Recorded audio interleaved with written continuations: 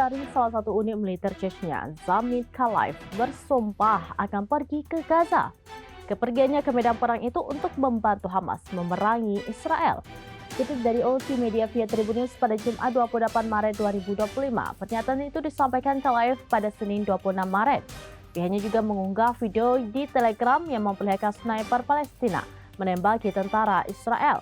Dalam unggahan itu terdapat keterangan bertuliskan, "Kami akan segera bergabung, hanya soal masalah waktu." Sementara pernyataan ini bukan menjadi pertama kalinya dilontarkan oleh Komandan Chechnya.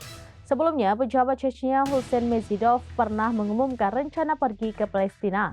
Hal itu diumumkan dalam unggahannya di Instagram pada November 2023 lalu.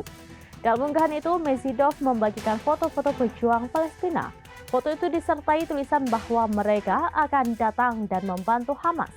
Bahkan Presiden Chechnya Ramzan Kadyrov juga pernah mendesak pemimpin Muslim dunia untuk membentuk koalisi melindungi warga Palestina. Ahmad! Allahu Akbar!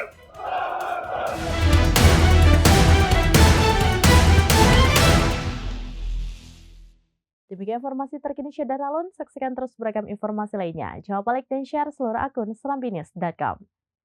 Download Tribun X sekarang, menghadirkan lokal menjadi Indonesia.